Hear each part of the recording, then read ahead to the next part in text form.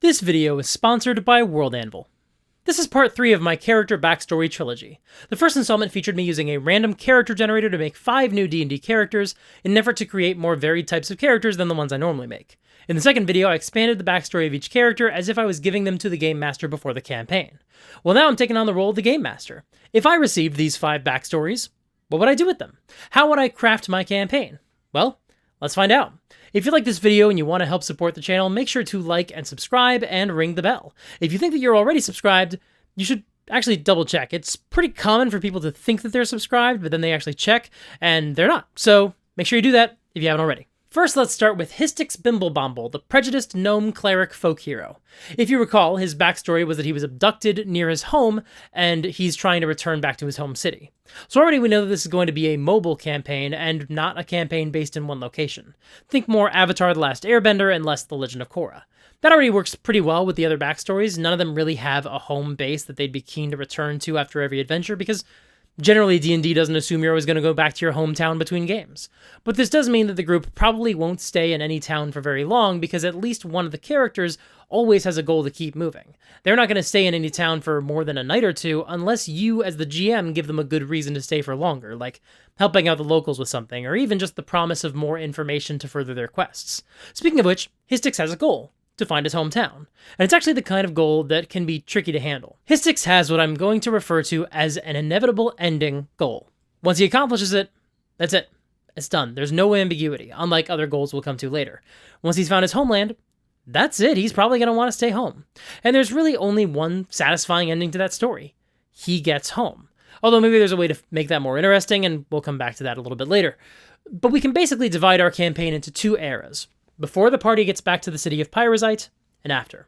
Now, in the before era, we need to make sure Histix feels like he's making progress. We'll do plenty of other videos in the future about formatting campaigns, using pieces of media as examples, but I'm thinking about how episodic shows with serialized subplots handled progressing the main story. In shows like Burn Notice, the lead would make gradual progress, but it was done in really small increments, so you, as the audience, and he as the main character, felt like progress was being made, but the writers could also keep the lead from reaching their goal before it was dramatically inappropriate. So what I would do is I would come up with a bunch of different possible leads on finding Pyrrhizite. Like, maybe the cave is on an old map, or there exists an ancient creature or an oracle who claims to know everything, or you hear a rumor about a deep gnome exile from Pyrrhizite living on the surface world. Each of these can be expanded out into an adventure.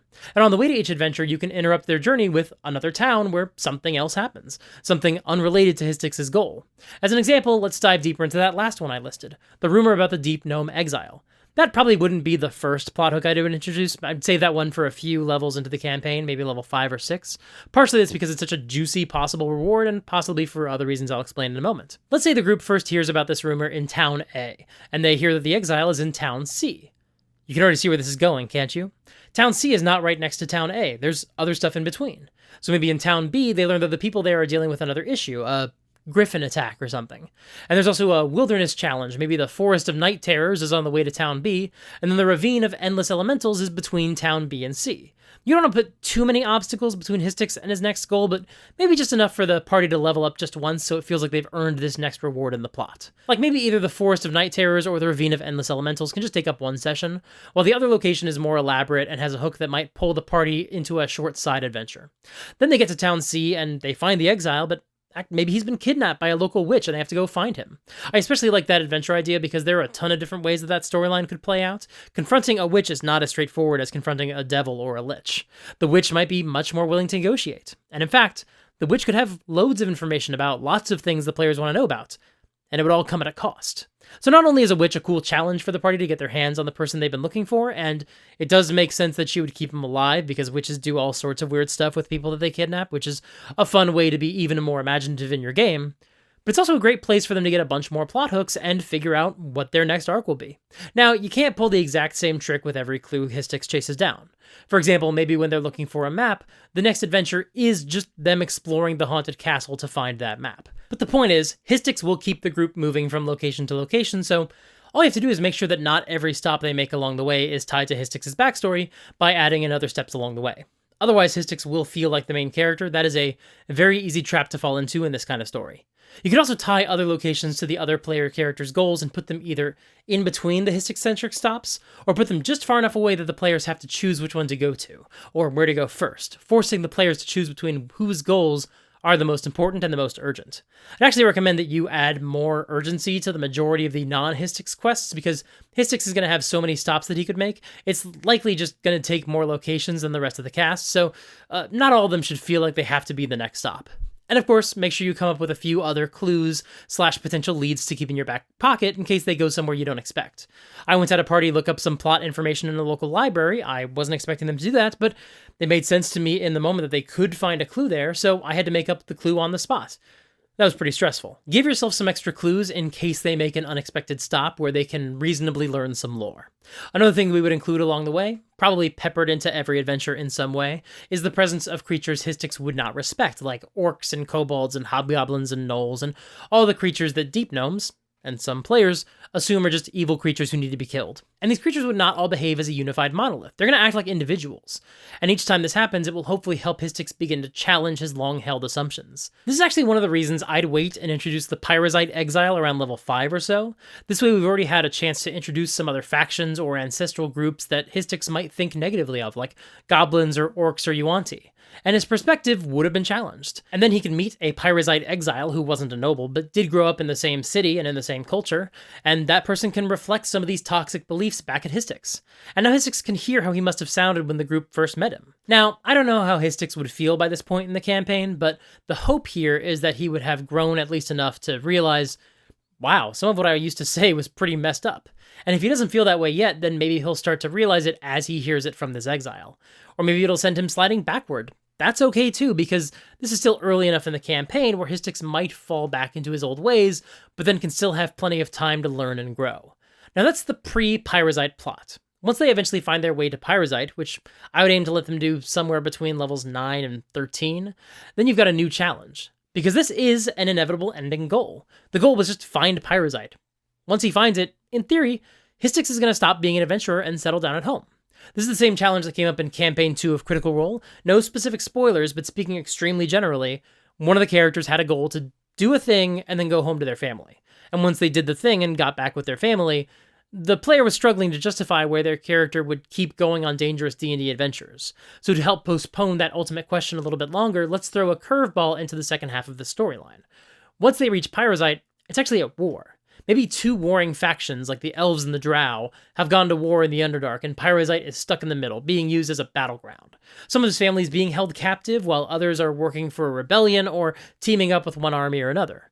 And by now, Histix has hopefully learned that a war like this, a war against an entire other population that you assume is monolithically evil, is just silly and wrong. Especially since the Drow and the Elves are the same ancestry, this is kind of a slam dunk that by now, Histix should hopefully know that any sort of conflict that so closely resembles the story of the star-bellied Sneeches is probably pretty pointless. But this gives the party something to deal with once they get to Pyrrhizite. And at that point, I don't know, maybe Histix stays home, maybe he decides to come along for the next arc, maybe the campaign is almost over anyway. We'll have to see what they do when they get to Pyrrhizite, and when they would even get to Pyrrhizite. But if this is where Histix leaves the campaign, then hopefully it's been a satisfying journey. But also, hopefully this arc would help show how flawed the beliefs are in the people of Pyrrhizite, if that hadn't already become pretty clear by this point. And maybe Histix won't even want to stay. Or he'll want to stay specifically to help them see the error of their ways. I'm not sure what would happen, but at this point in the campaign, I think it would at least bring some closure to this storyline.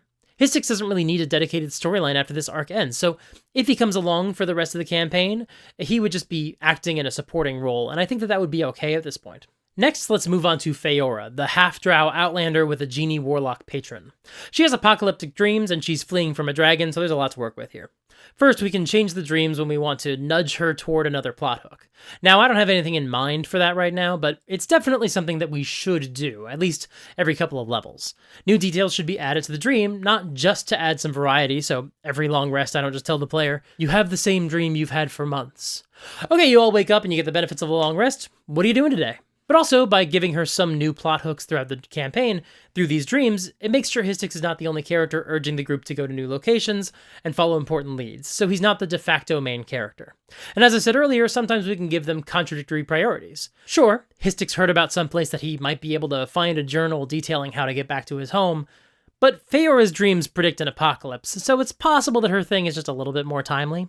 Again, this isn't a card you want to play too often or it will lose its impact, and we'll also just have two main characters, which is not that much better than one, although it's possible not everybody needs equal time in the spotlight, and we'll talk about that later. But what exactly is she predicting? Well, she sees a crown decaying and breaking in two, and a city falling into ruin. So she's going to that city. Now, it doesn't take a rocket surgeon to determine that the crown she's seeing is a metaphor for the royal line she descends from. Her father was a king, after all, and he still has some legitimate offspring on the throne. So I'd have to come up with some NPCs. There's a king who is Faeora's half-brother, and he's got other legitimate siblings as well, and they each have some kids. You don't want to go overboard. Each of these characters only matters if they can add dramatic context to the plot. But you've already probably guessed that the king on the throne would probably not be wild to learn that he's got another sibling rolling into town from an illegitimate relationship. And in fact, we're going to make this king old or sick and make him childless, so we're heading toward a succession crisis. And adding another sibling who's carrying his signet ring, or the father's signet ring, is going to make things more complicated. But we're going to make sure that some of the royals are on the young side. They're not all just scheming, ambitious adults. There need to be some innocence as well. Otherwise, it's going to be too easy to write off all these members of the royal family as jerks who don't deserve any help, and we don't want that. We want to make this more complicated than that. And of course, I have no idea what's going to happen when Faeora meets the other nobles, but it's possible she'll find some way to stop the family from breaking apart, or that she's going to cause it. That's the fun thing about prophetic dreams. There's room for interpretations. Now, depending on how Faeora acts when she's out and about and adventuring, it's possible the royals would discover that she exists and maybe start sending out knights to figure out who she is and if she's honest. And if the royals don't like what they hear, they might send more knights out to capture Faeora. But honestly, that's not the biggest risk if Faeora is too casual with her birthright and her mission. Because she's carrying a genie bottle she stole from a dragon's hoard. And that dragon wants it back. Now let's be super clear, the dragon is not going to descend on her immediately. But he did start sending out members of the wolf spiders to find her. And whenever we need to turn the screws on that storyline, maybe whenever the party starts to get too complacent, or we've just had the focus on another storyline for too long, we can spice things up by bringing in a group of wolf spiders to spy on Faeora, or confront her, or try to appeal to her, or attack her, depending on what the story arc needs. But then, as she continues to, not go back and return the bottle, eventually the dragon will take other measures. Maybe he'll send out other spies or pay somebody to try to find her. Maybe he'll transform into a humanoid and start going out on his own to figure out what's going on. Maybe, if the players are high enough level and powerful enough that they could survive it, the dragon will actually just start menacing them from afar, though that's a pretty extreme tactic and it's really hard to unring that bell. But the dragon might know some wyverns that it can recruit to the cause, maybe some half-dragons or even a younger dragon. But again, that's a subplot that we can invoke whenever we need to add pressure to the situation. Now let's figure out what the apocalyptic vision means. Somebody wants to bring the city of the king, that's not what it's called, but that's the function that it serves in the story. But somebody wants to bring that city to the plane of fire. And since Faeora has seen other cities in her visions, this is not the first time that this has happened. This may be something that they can do some research into to figure out how it has happened in the past, to see if there are any other records of any of those cities being pulled into a plane of flames. But who's trying to do this? Well, part of me did want to make it the genie that Faeora is working with. And maybe it's because I watch a lot of Critical Role, and every warlock or warlock-adjacent relationship with a patron has been, pretty goddamn sinister. Usually the patron entity wants to do some nefarious stuff. Heck, the reason that I, as Faeora's player, had the cities getting pulled into some sort of fire plane, when the patron of Faeora is also a fire genie, was so that the GM had the option to make the patron the villain if they wanted to. But I also left it open-ended. Heck, maybe it wasn't even the plane of fire. Maybe it was hell. How would the player character know? But now I'm the GM, so I do have to answer that question. Is the genie the person trying to execute this evil plan? Well, no. I think that's too predictable. And while it's not the end of the world if a plot is predictable, this would also be an extremely easy plot to resolve, because once the party figures it out, all they need to do is drop the bottle into a ditch, or bury it under a brick or something. And then the genie's plot is foiled. So no, the genie is not secretly behind the plot and doesn't know who is. But we'll eventually discover that he does know the person responsible, he just doesn't know it yet. I think the entity who's pulling cities into the plane of fire is the genie's brother, another genie.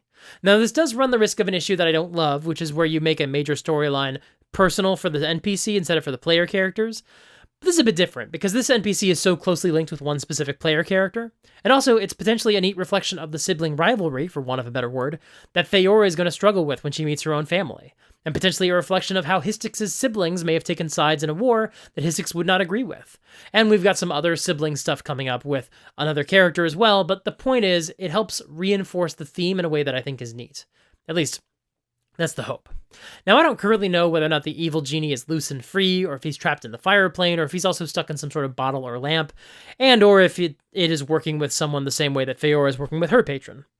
I mean, I kind of know which one I'm leaning toward. I normally don't like using player character mechanics for NPCs, but Warlocks are maybe kind of my favorite exception because of the way the narrative around Warlocks justifies any character becoming one at any time, and it works within the story in a really cool way. And it's probably a family member who is bonded with this evil genie, one of the royal family members. Do they know what the genie's evil plan is and they're cool with it, or are they an unwilling pawn? I don't know yet, and I actually don't have to decide that right now. I have enough information to start the campaign. Well, I would want to at least name the current king, so his name could appear on proclamations and bounty boards and the like, but beyond that, I could flesh out the rest of it as the campaign was going and as I'm figuring out what is likely to have the biggest impact on the players and bring the best stuff out of them. The reason I can't really answer that right now is because Histix gave me a wish list of sorts. We basically confirmed Histix's player wants Histix to be proven wrong. He wants his worldview challenged and shattered. That's yet another reason why I'm not making Faeora's genie the villain. The monster manual says that all Ifrit are evil, and we're not doing that. We're showing that these two genies do not agree on whether or not they should rule humans and all that jazz. But I didn't get the same sort of mandate from Faeora's player or her backstory, so I don't know what sort of stories she's going to respond best to yet. But as these early sessions play out, we can figure out what the other players enjoy and craft the royal family arc appropriately. That arc would ideally not start any earlier than like level 7, so that way we've had a chance to honor some of the other players' backstories. It could happen later, of course, or maybe even earlier. Some of this depends on whose storyline the players choose to prioritize and which leads they chase down first. Next, let's move on to Conrick Heartdancer, the halfling merchant who got his hands on a hex blade and his shop got burned down because of it. He wants answers about the blade, and he wants to get revenge on the people who burned down his business. And those guys still want to get their hands on the blade, so it's not going to be long before they come sniffing around to get their hands on it. Maybe when the party is levels 4 to 6, that might be a good time to reintroduce these thugs. And if the heroes do well in the fight, maybe one of the thugs will retreat. But those thugs still work for someone, and that's something that I would at least want to make sure was super clear the first time they encounter the party. Otherwise, I could imagine the party killing the thugs the first time they meet them, and then Conrick saying, well, I guess I have nothing to worry about, and those answers aren't that important now, so I'm going to go home to rebuild my shop. By making it super clear that there are other members of this faction out there, we can keep Conrick with the group, even if they kill off the initial thugs who came for the sword. But what is the sword? Why do people want it? Well, I think it's a symbol of authority. Whoever has this sword has the potential to command an army. Now, this does not make them a king. I want to make that clear. We've got more than enough nobles in this campaign already. But the blade has 4 diamonds set into it, so maybe this blade allows them to unite 4 armies? Maybe the 4 elemental armies? I don't know. I mean, that would be super cool, but aside from the fact that I'd really prefer if they were 4 different gems if they're going to unite 4 different elemental armies, I actually have another idea for the faction behind the sword, which we're going to talk about a little bit later, so maybe this actually summons a celestial army. Or screw it. The Hexblade lore is generally associated with the Raven Queen, and we're dancing around some comparisons to the undead army from Return of the King. Does it summon an army of spirits? Or maybe skeletons or other undead? You know, we actually don't have any major undead presence in this campaign yet, so that's an idea. Or maybe it's fiends. And actually, yeah, for reasons I'm going to explain soon, it's going to be fiends. This sword allows the wielder to command an army of devils or demons, or both if we stick with the uniting idea. But I like fiends for this for a few reasons, and one of those is because the player could potentially summon that army for the fight in the Plane of Fire, and fiends have fire resistance, which would be really handy. Now, obviously, a Hexblade Warlock can't just summon or command fiends. Actually, they can learn to summon demons, but that player might not take that spell, and that spell certainly doesn't represent a full army. But also, let's lean into the Return of the King connection. I think in order to get the Fiend army, you need to go to where the Fiends are. You have to go to Hell and meet with them and show them that you can use the sword. There's definitely some sort of challenge in order to earn their respect, and I don't know what that looks like just yet, but I also don't want them to just have a demon army right now anyway, so I've got plenty of time to figure that out. Now, it needs to be possible for Conrick to find out this information about how the sword works and what it is and what it's for, so you know what I'm going to say. Gotta plant some clues. Gotta turn those clues into D&D adventures, gotta daisy chain them together, but spread them out enough that other adventures connected to other storylines can also play out in between some of them. You know, in a lot of ways, that's going to be the format of this entire campaign. Also, I would tell Conrick's player that he knows some traders who have been to the Underdark. In fact, that's why Conrick knows Undercommon, so that he can trade with unscrupulous people who deal in underground items, both literally and figuratively. And so that lead could help connect to Histix's plot. But we would want to make sure that this is more than just a plot hook for Histix's backstory, so maybe Conrick owes these traders a favor, and so in order to get the information they need, Conrick has to perform some task for them. Something that, conveniently, looks a lot like a D&D adventure. Now let's move on to Sterling, the tiefling wizard from a fallen noble family that still performs dark deeds, like cannibalism, to prove to themselves that they can afford the finer things in life. Sterling is out to prove himself, so there's actually not a ton we need to do with this storyline in order to fulfill the promise of the premise, though we could bring it out of him every once in a while by creating unrelated storylines, unrelated adventures that are sort of parallels to what Sterling has been through, where maybe he meets somebody who also has a bad dad or is coming from a culture that they're not particularly fond of. I mean, we're getting a little bit of that with Histix, but we can include it in other adventures as well. That way we still have adventures that have some sort of connection to Sterling, but don't necessarily need to be tied into his backstory in the same literal way. But that being said, we can also expand on what we've been given by Sterling's player and tie it into the rest of the campaign. Because this tiefling family needs henchmen. That's how they got the meat for their meals, including but not limited to the humanoid meat they eat. And if they work with a few different bands of mercenaries, then one of those groups could be the group that's hunting down Conrick and trying to get their hands on the sword. And if and or when that mercenary group fails, Sterling's family can send more people after them. Eventually, on a long enough timeline and after sending enough colorful characters after the sword, like maybe we're on the third group that gets sent out, we'll see. Someone in this group will actually be somebody who knows Sterling, and it will start to get complicated. Now, it's definitely possible the heroes will interrogate one of the other goons and figure out that Sterling's family is behind this. In fact, it's probably extremely likely, and I should make preparations for what the goons will say when they're asked who hired them. They need to have an answer ready. But why does Sterling's family want the sword? Well, they want to unite the army, of course. This is another reason that I like the idea of fiends. A family of tieflings might have a particular interest in getting an army of demons and or devils. It's very on brand. And where do they plan to take this army? Well, surely you already know. They're going to the king's city. They want to crown themselves the new rulers of the land, so they can restore their house to glory. Right now, this plot has the most links to the other subplots, but I like that it doesn't necessarily tie into Histix's backstory, because not all the subplots would or should be linked with every other one. But this backstory is really fruitful to be the connective tissue between other campaigns and this evil faction. Sterling's family can be used to nudge the party in basically any direction. In fact, there may be some other ways to get them involved in the plot, which we'll discuss later on. Of course, it might be tough to keep track of all of these different subplots and factions. We've created a pretty complicated political game so far, which is why it is so important to use a robust digital toolkit that can help you manage a complex world. And when you know it, this video is sponsored by World Anvil, and they offer a robust digital toolkit that can help you manage a complex world. They also have a feature called the Autolinker, which would be a godsend in a campaign like this, where so many of the subplots are connected to each other, and multiple plot hooks can be tied into the same adventure and can send the players in any number of directions. The Autolinker can save you literally hours of work by going through every page you've created and connecting articles together when it finds a match. So that way you don't actually have to flip back and forth and try to remember which storylines have plot hooks in the library of withering screams. World Anvil helps do the work for you. And if you visit worldanvil.com/supergeekmike and use the promo code supergeek at checkout, you can save 40% off of any annual membership. Once again, that's worldanvil.com/supergeekmike and use the promo code supergeek. Thank you so much to World Anvil for sponsoring this video, and in fact, sponsoring this entire trilogy of backstory videos. Now let's wrap up this campaign planning, shall we? The last character we have to talk about is Sir Marcellus Medina, real name Lionel Dugray, the half-orc con man posing as a knight. He swindled a whole bunch of money from a local duchess, and now she's after him, and she's pissed. This may sound really similar to a lot of the others. Once again, we've got a pissed-off person coming after one of our heroes, and specifically doing so by sending her agents. And this is something that I would need to work out. I need to make sure that the duchess's men feel distinct from the other faction agents. Honestly, that shouldn't be too hard. Sterling's family is sending rough-and-tumble mercenaries and adventurers, and the dragon is sending drow and probably some other monsters. So it's really just the king who might be sending agents that seem kind of similar to the Duchess's agents. So how do we make sure the members of this faction feel distinct? Well, what if the Duchess is a necromancer, or at least knows a necromancer? and the agents she sends after Lionel are undead. This will not only help make the members of each group feel unique and distinct from the others, but also gives us an excuse to use lots of undead in the campaign, lots of different power levels. Now, the thing I especially like about this subplot is that, unlike the others, there's no phase 2 to the Duchess's plan. She's not planning on world conquest like Sterling's family. No one in her house is working to pull the city into a realm of fire, and even though the dragon just wants the genie back in his hoard, he's a dragon. It's probably not going to be good for him to still be running around. The players will still have to deal with him. But the Duchess, she just wants her money back with interest. And if she can't have that, then she'll take her revenge instead.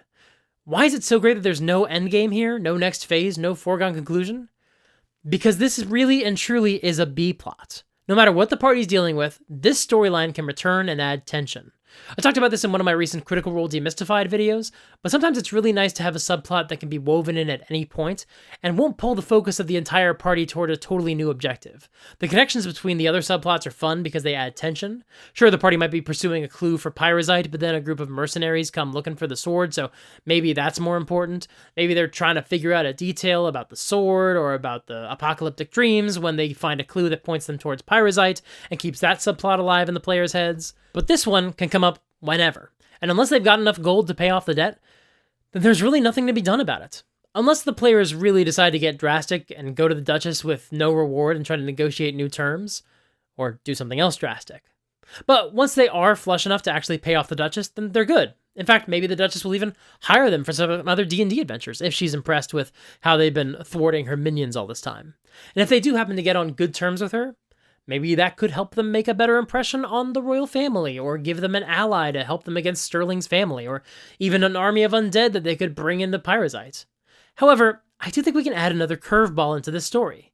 Maybe when the party has almost enough money to pay off the debt, or at least somewhere near the original amount that was stolen, an emissary of the Duchess will come and speak with them peacefully. He might explain that the Duchess is at the point where she just wants this issue resolved. She doesn't want to keep sending undead minions when they have not been successful and haven't even been coming back. And so he basically says, you give me what you can, we'll call it even. This is something that debt collectors do all the time in our world. Sometimes they just want to settle up. And in fact, he could even talk like a debt collection agent, saying things like, this is an attempt to collect a debt. I bet that would do a nice job of getting under the players' skins and making them just want to deal with him so he'll go away. And obviously we'll never know just what our players are going to do, but hopefully they'll give him a good chunk of gold and he'll leave. And then, not too long after, maybe no more than 5 sessions, but probably more than 2, you send another agent of the Duchess after the party. And hopefully the players will say something like, no, we paid you. And it'll become clear during the fight that, no, the Duchess never sent a debt collection agent. And in a perfect world, that's when the party would realize they just gave a bunch of money to a con man. And not only would this be a fun way to extend the storyline since they lost a bunch of the gold that they may have actually been saving up to pay off the debt, and not only would this newfound lack of funds help justify the party going on more D&D adventures to earn more money, although it would do that too, but it also gave the con artist a taste of his own medicine. For the first time, Lionel/Marcellus would know what it feels like to be the mark, and it's not a good feeling. And now they're probably going to try to hunt down that con man and get their gold back. And overall, that would just be an extremely fun curveball to throw at the party. Now, we have 3 characters, Faeora, Conrick, and Sir Marcellus, who are being chased down by factions. So I think we need to make sure that some of these factions are not only interacting with the plot when they are chasing down these player characters. And maybe we'll pull back a bit on how involved some of these factions are in chasing down the player characters. For example, we know Sterling's family hired the mercenaries that are going after Conrick, but maybe they aren't sending steady streams of people after him. But they do have agents out there researching other aspects of the sword. Maybe when they go to the Library of Withering Screams to figure out information about the sword, there are other people there looking for the same information on behalf of the Sterling's family. It could either be other mercenaries or maybe even a thieves guild. And maybe after Faeora has avoided or defeated or renegotiated with some of the drow and other agents coming to find her, the dragon just doesn't go after her to hunt her. Maybe he makes an effort to conquer some nearby territory. Basically, now that he's out of his den, he's acting more erratically. He might go after an old enemy and conquer their territory, assuming that they played a role in the burglary. Or maybe he's just acting like a tyrant to make a statement so no one will steal from him again. Or maybe another villain or faction makes an alliance with the dragon. It could be Sterling's family, or one of the armies fighting in pyrrhizite, or even an NPC who escapes another adventure but isn't directly tied into one of the player characters' backstories. Like, maybe it was the witch who kidnapped the pyrrhizite exile, or the Queen of Ice from the Ravine of Endless Elementals, or Churbo the Goblin, who retreated from the second adventure they ever fought. The point is, not all these factions should be behaving the exact same way, with individuals or factions pursuing the heroes. And if you can think of some other fun ways to add some variety to the structure of this campaign and the setup of these adventures, sound off in the comments below. Let's discuss this and see how we can improve on this exercise. But yeah, that's it. That's the campaign. Of course, who knows what would actually happen. Maybe in Session 3, they meet a really nice kobold family and decide to spend the entire campaign building the kobolds a better village and going out and hunting the local game. You know, it's their campaign at the end of the day, so maybe all of this prep just goes out the window. But this is how I would look at these characters and map out a potential campaign direction with different story arcs that can weave in and out of the campaign, but also, the entire thing is still basically self-directed by the players. And I'm curious for your thoughts, so let me know in the comments what you think about this campaign. Is there anything that you would change? Any plot hooks that you would add based on the characters and the backstories that we've been discussing? Sound off in the comments below. If you like this video, you know what to do. Like, subscribe, ring the bell, it's a whole thing. Sign up for my Patreon. Every supporter at any dollar amount really makes a huge difference in my life. You have no idea how much it helps. Join my Discord server to hang out with other awesome people and swap ideas and inspirations. And follow me on Twitch for my live streams. If you haven't watched the video where I created these character backstories, go check that one out. It's a really good one. Until next time, play fair and have fun.